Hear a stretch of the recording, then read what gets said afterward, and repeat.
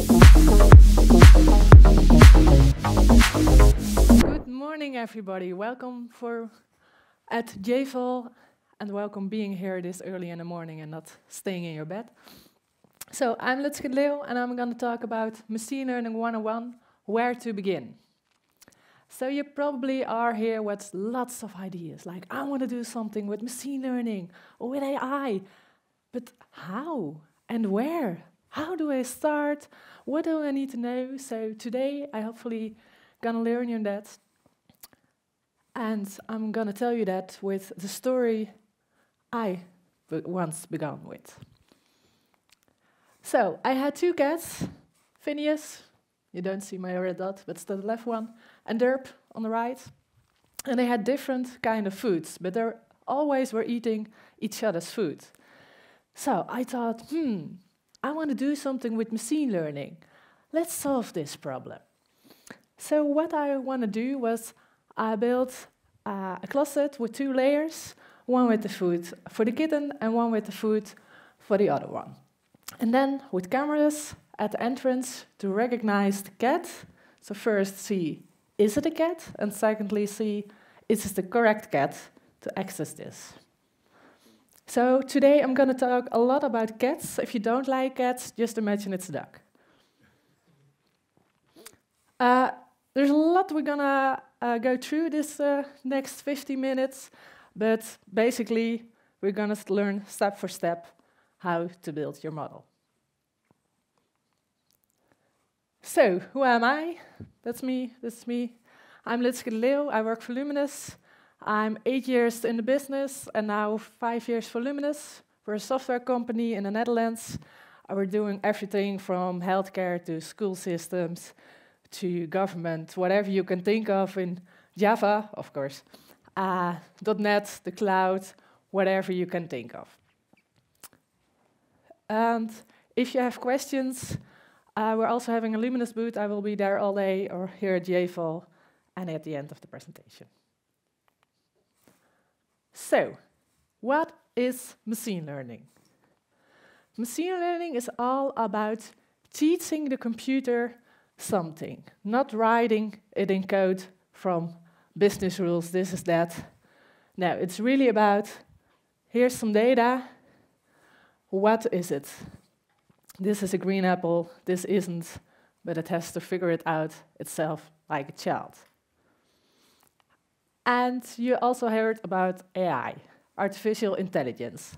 And that's more about imitating the human brain. And machine learning is a subset of that. And you probably also heard of deep learning, and that's more about neural networks.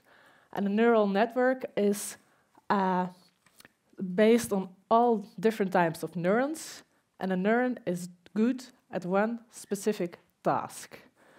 And all those tasks combined is a neural network, and that's more deeply kind of machine learning. And the latest time, generative AI, artificial intelligence, is also new, but it's all about generating new content, and it's a subset of deep learning. So if you see it all together, it looks like this. Artificial intelligence is the whole. Then we have machine learning, deep learning, and generative AI. And for data science, that's more about what are you doing with the data. Most of the time you use it to predict and advise, and doing something with the data you got. So that's more on the side. So, we have different types of machine learning. Those 4 types I'm gonna talk about.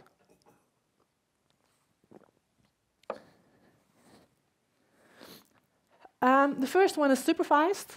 And supervised learning is we're giving you data and we're saying what it is. So in this example, we have a picture of a cat with a label, cat. Label can also be an attribute or a tag. There are different kind of names for it, but in this presentation, I call it label. And we have a picture of a dog, and the label is not a cat. Then we train a model, giving it a picture of a cat, and it says, I think it's a cat. So supervised is about giving it everything you know. On the other hand, we have unsupervised. That's the opposite of it. So here's the data. Good luck with it. See what you can do. And we give it all kinds of animals, and it categorizes them in multiple kinds of animals. Then we have the semi-supervised, and as you expected, that's a combination of those two.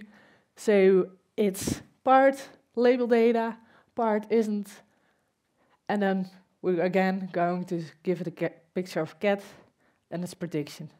It's a cat. And reinforcement learning. Reinforcement learning is everything about the environment. So the cat's in an environment, and it has two options. Do I want to sit, or do I want to walk? So it chooses an option. In this case, it's going to sit, and it's got rewarded with a fish. So it thinks, hey, I like that. I like fish. So it updates its policies and thinks, okay, next time I'm more likely to going to sit because last time I got rewarded. So that's reinforcement learning. It's very helpful for cases like in industries when everything changes a lot. So we got different types of data. The main categories are numerical, categorical, and text data. And for the numerical, it's like all kind of data in tables or in graphs, just random points, even sound waves. Categorical is more about different type of blood groups, countries like that already are categorized.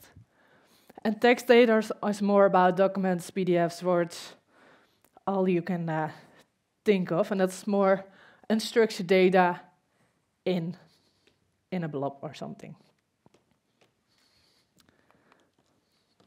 But before you begin with machine learning, you have to think, what's the problem? Is this what I want?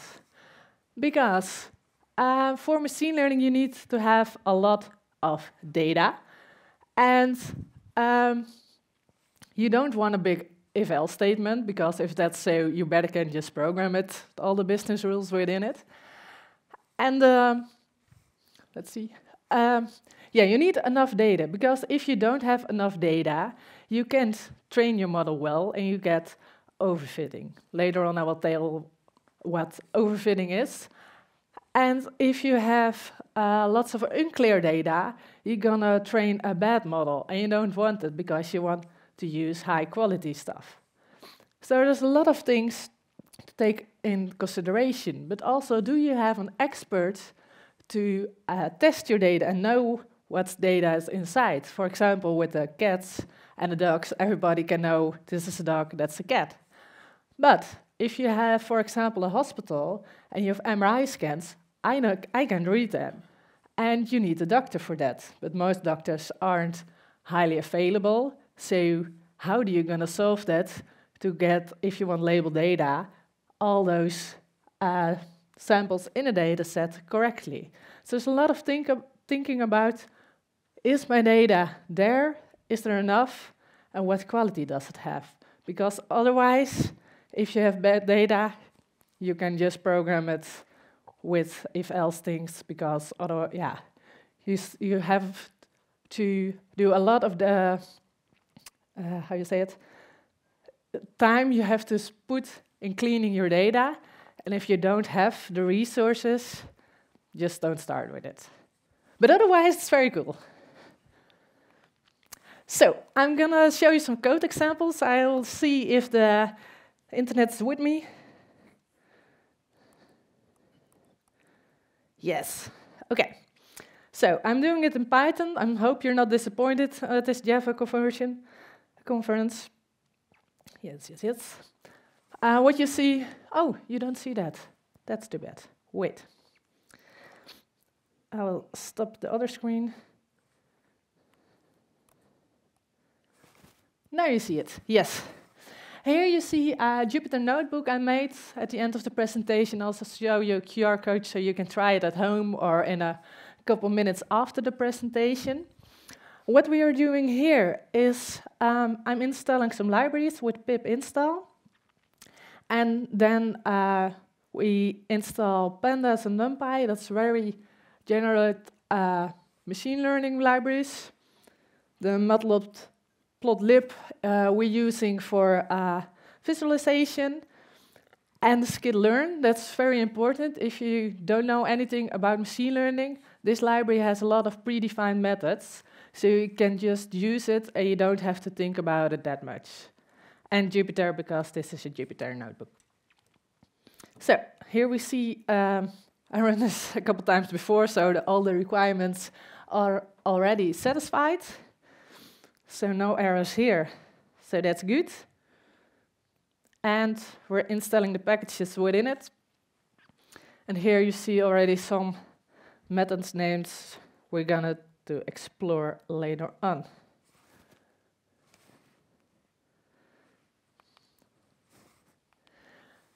So, the data collection and the preprocessing. When we are collecting data, I, for example, have like 40,000 cat pictures on my phone, so that was my input. But you also can use web APIs or databases, whatever you have. And when you have that, you have to determine, okay, but what do I want from this data? Do I want only pictures? And if so, in what quality do I want them? What size do I want them? So all the things you have to take care of, because if you only have, for example, 32 by 32 pixel pictures, yeah, you probably don't get the right result. But maybe you're only doing small pictures because you want so. So that's a lot of also data engineering. I can talk about that also for hours, but let's focus on machine learning. So you collected the data with the requirements, and then you have to clean it. What I said before, there could be wrong values in it or labels missing, and you have to check with expert, is everything what I want to do? Spelling errors can also be a thing with labels. And then to validate it, okay, is this the accurate and complete set? Okay. And then organize it. And with organizing, I mean structure the data in what we want. But luckily, there's like tons of free data sets already at the internet. Used for free, most of the time clean. There's like Kaggle. There's also like a lot of competitions for machine learning and stuff. Google has also a lot of data sets, so they take a lot of our data, but we also can use it, so that's nice. And like a lot more. The US government has some, and even the Dutch government has some. And it's also with the CBS, so the Centraal Bureau voor de Statistiek. So there's a lot of things you can imagine there's in. I'll just take a second so you can take a screenshot, and otherwise, at the end, it will all be at one QR also. So, back to the code.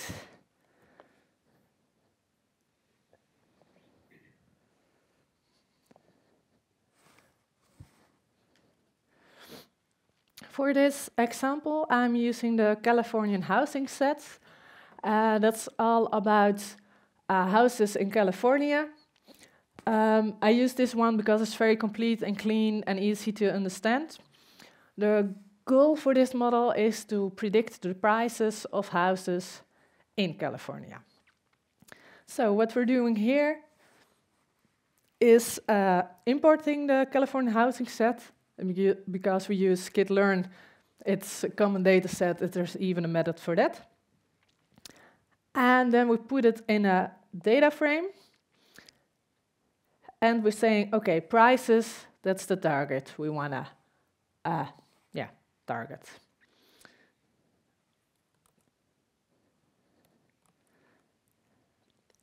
So you think, okay, fine, but still don't understand what's in this data set. You can do the data frame per head, and then you see the first couple of rows. So here you see there's average rooms, average bedrooms, some coordination with latitude, longitude, and now you have a more sense about it. So if you use a data set from the web, then you can see the first rows. And if you're lucky, they also did the description, a README within it. So if you just ask yourself, what is Medding? Here's the median income in the block group. And there's a lot of information about it. If you make it yourself, it's not there, but it's just with documentation and your normal code. If you wrote it, it's there. And sometimes you always can do a describe, and there you can see how your data is like, what are the minimum values, the maximum, the 25%, the average, all those kind of things.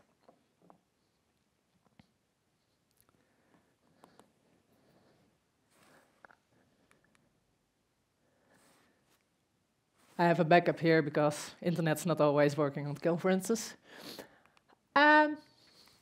So, the preprocessing, like I said, clean the data. I can never say it enough because it's a very important step. So you have your raw data and you want to correct the errors, the inconsistencies, or some outliers or incorrect data types, you name it. Then you need to transform the data. So make it in the correct sizes, formatted in a way your model can use it. Sometimes you need to scale it, or to normalize it, or decode it. And you can do feature extracting. Yeah. So sometimes you have a lot of features, and most of the times you don't need all the stuff. So, for example, with the housing prices, you can say, yeah, longitude, latitude, I don't care. I know it's in California. We don't do rich and poor houses. So we removed this in the model to make it more simple and faster to process. But you also can do the opposite, feature engineering. So taking more features, because some correlations you didn't see before, it isn't there, but you still want that. And a very important step, you want to split the data. In a couple more slides, I want to go in deeper on that. But first, some code.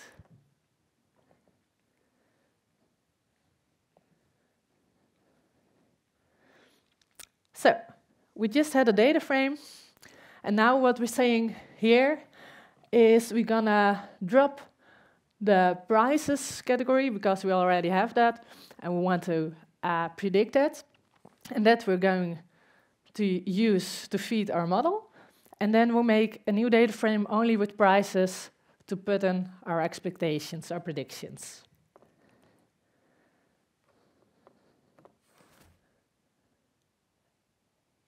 Yes.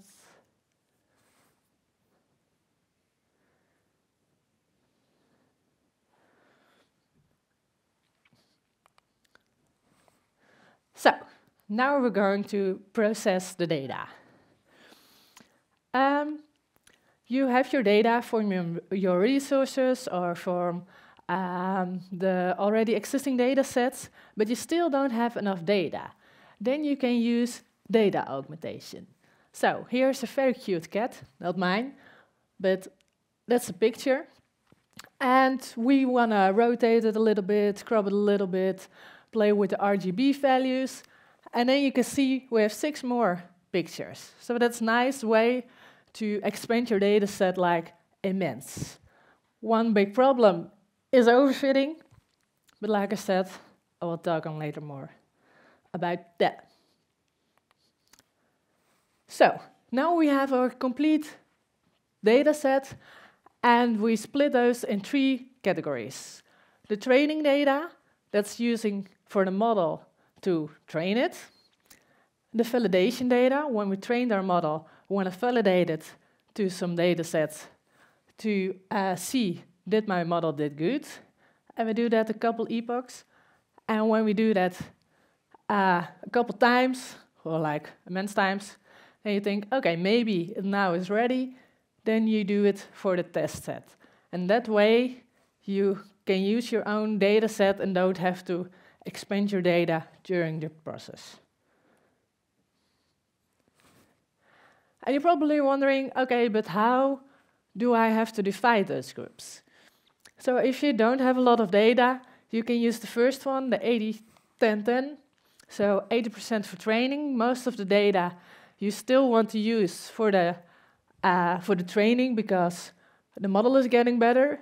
But how more data you have, so for example, your customer says, yeah, here I have a petabyte of my data, then you can also go for the 60-20-20 rule. So how more data you have, how more you can use for the validating and training. But further than 20% for each, for the validate and for the train, I would not go because, not for the train, for the test, because otherwise you are not using the data for the training and you still want to do that. So how does that look like in code?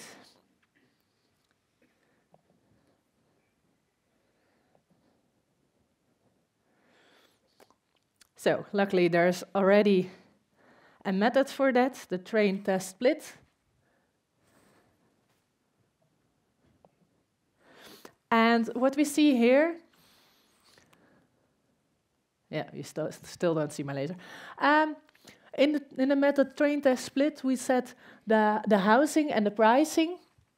So the data frames we defined before, with and without the prices in it. And we say test size 0.2, so in this case it means 20%. We don't have a validation part here. And the random state I just use for demo purposes, so it's still the same every time I run it. If you don't give it a random state, it will do different things every time. And we set it in the housing train and test. It's also data frames and the pricing train and test.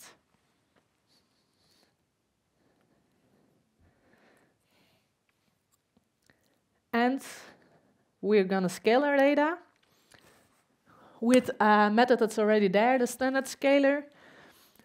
And we do a fit transform like you see here. There. And what we're saying with the fit transform, like transform this housing train data and apply them to the model. And for the test data, we use normal transform because in the fit transform we do some learning and we don't want to relearn them in the transform.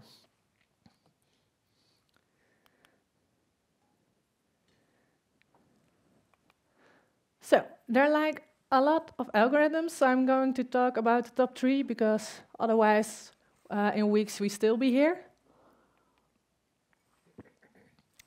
The first one is the linear regression.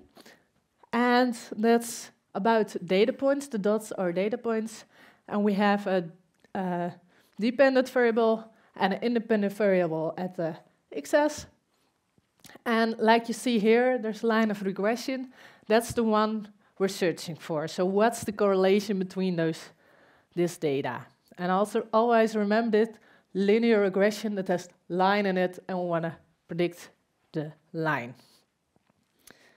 So for example, here is the weight of kittens and their age in days. And here you see some data points and the line we're going to predict. So that's the first one. Then we have logistic regression, and that's more about classification, so the cats and dogs problem. And here you see also the dependent and independent variables, and this is always going from 0 to 1 on both axes. And What we want to do with logistical regression is more about the transformation, how it's divided. And as you see here, the green line is like an S, and we also use a lot of the sigmoid function for this. And if we're doing that, then the output was something like on the right. Here's about the probability of an infection of a cat.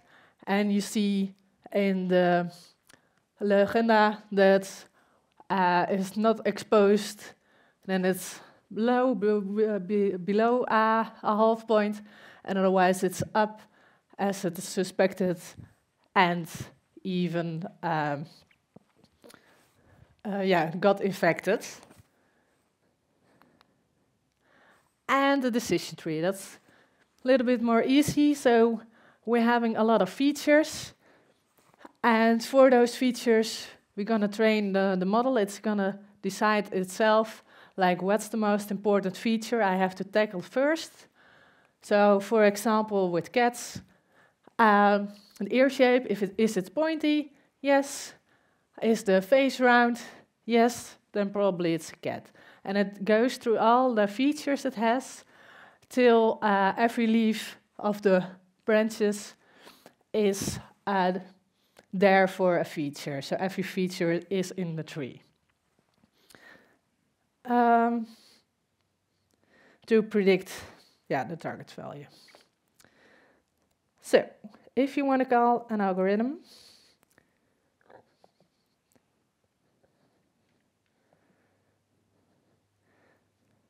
you can see how easy it is here. We here just say, yeah, we want to build a model with linear regression and use this model on the housing train scaled and the price, and put the output in the pricing train.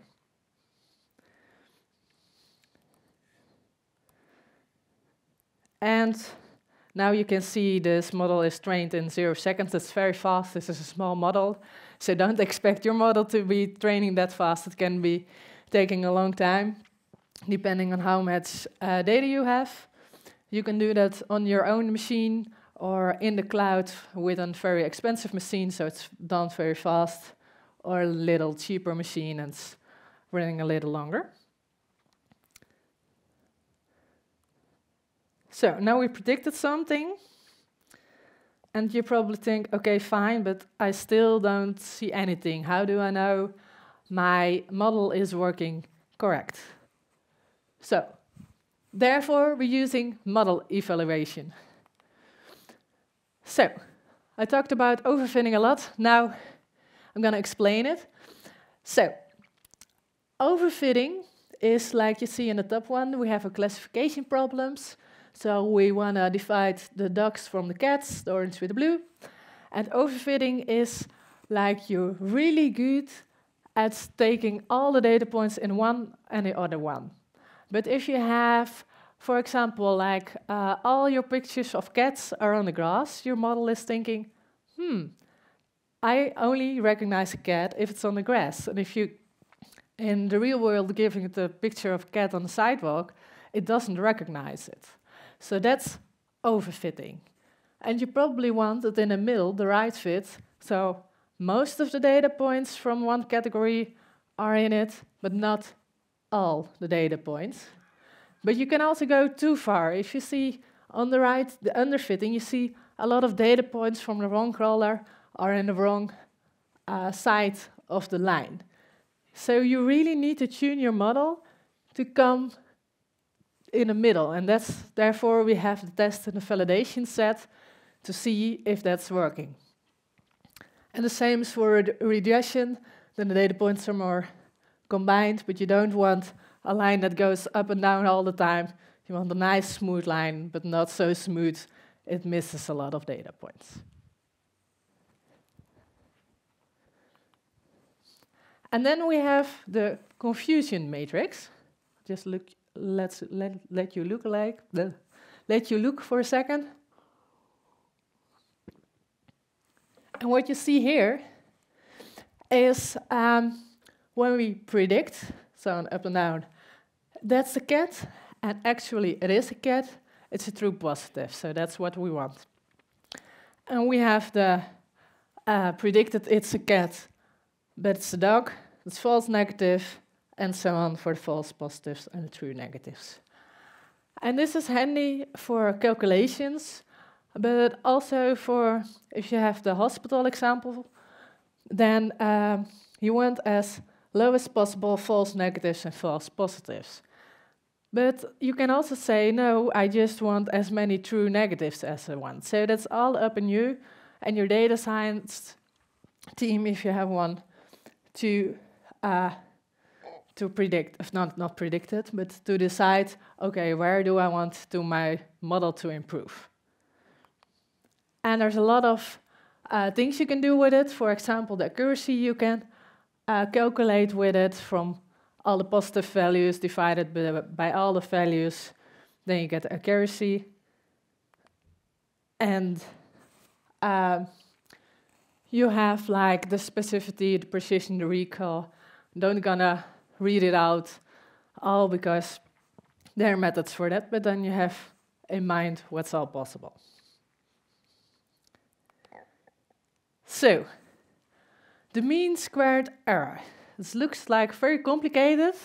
I'm gonna explain it, but you can forget after it because there's a method for that today. I really love mathematics, so I had to put it in here.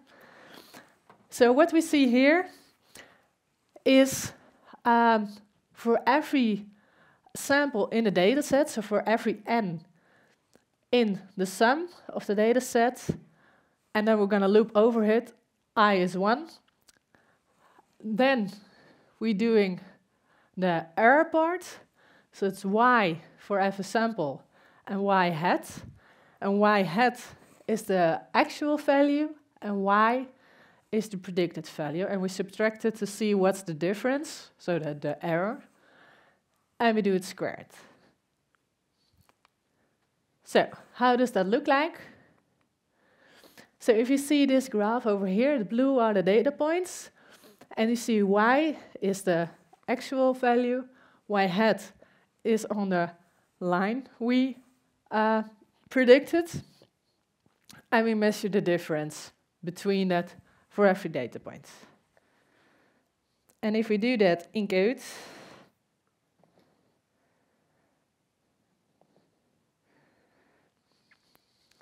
like I said, you can just forget the whole formula already.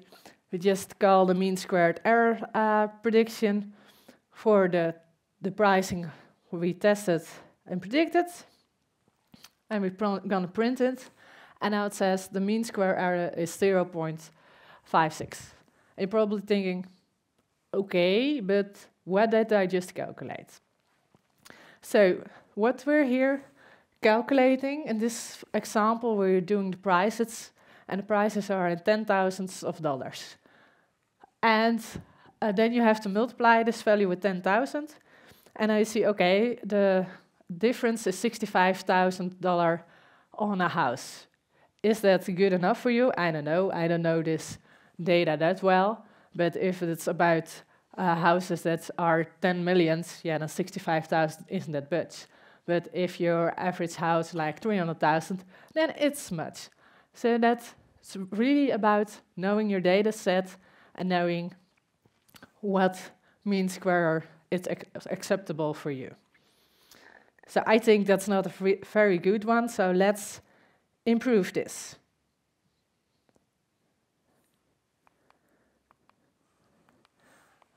So there are many, many ways to improve your model. You can do some hyperparameter tuning, you can use different algorithms, or you have to collect more data because your data is not good enough. Or you can say handling outliers. There are like a lot of options. So let's try some of those options.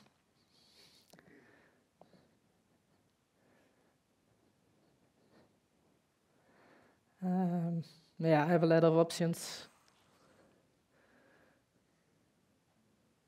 Yeah, here, the winsorization. So what we see here is we import another library because we're lazy, and we're saying, okay, from the data frame prices, we want to limit it and take the 5% of the top and the bottom and remove that, because that are villas and houses under the bridge.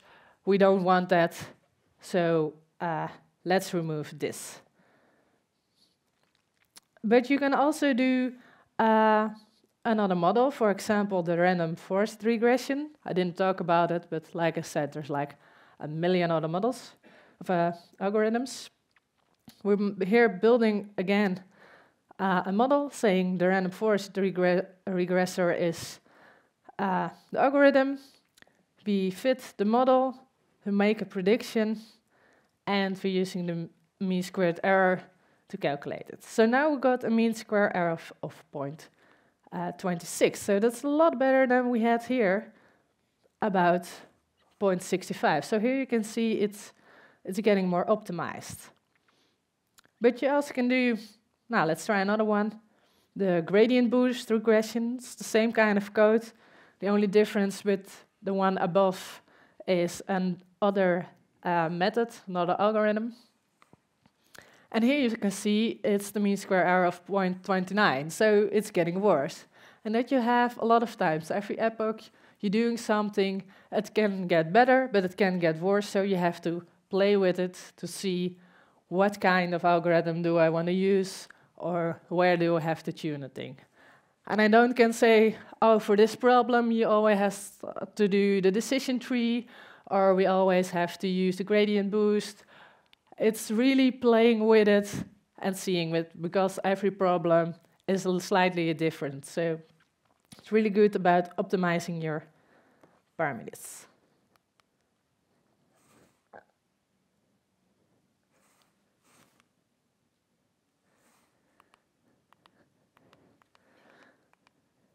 So, like I said, you can try this at home. So if you scan this QR code, you go to my GitHub and you can use the Jupyter notebook I just had, and you can try it yourself.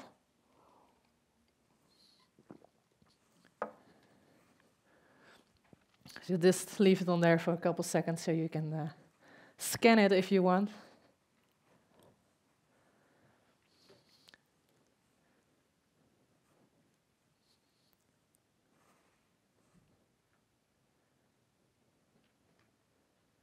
Yes, I see everyone who wanted to did this.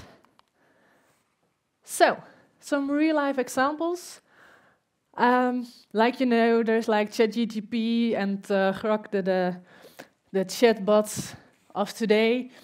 And on the right hand, you see a left hand with the prediction of how old is a bone, so that doctors don't have to see it scan anymore. But also what you probably also do every day, you're going to browse for something, you get more ads about the product, and how more times you see the ad, you think, maybe I do want this, and you're going to buy it, and then the web shop knows and gives you more ads, and so on. So in today's society, machine learning is really integrated in AI as a whole, and it's keep getting expanded. So, the conclusion. I hope you had the same conclusion as mine. You have to collect a lot and a lot of data. And you don't have to do anything yourself, or a little bit, but there's a lot of data already available, so just use that. It's there, it's free. You'll be stupid if you don't. And machine learning isn't always the solution. If you don't have the correct data or the time or the people to clean those data, you probably can better just make it yourself in plain old code. And you need to verify the model to see how good it is and probably tune it and doing something more. For the questions, please come downwards after or at the Luminous stand. I will be here all day. If you could fill in this feedback form, my cat and I really would like that to improve ourselves and the presentations. And I will come back to this slide in a second. But thank you very much, and please rate my app in the my session in the app. Thank you very much.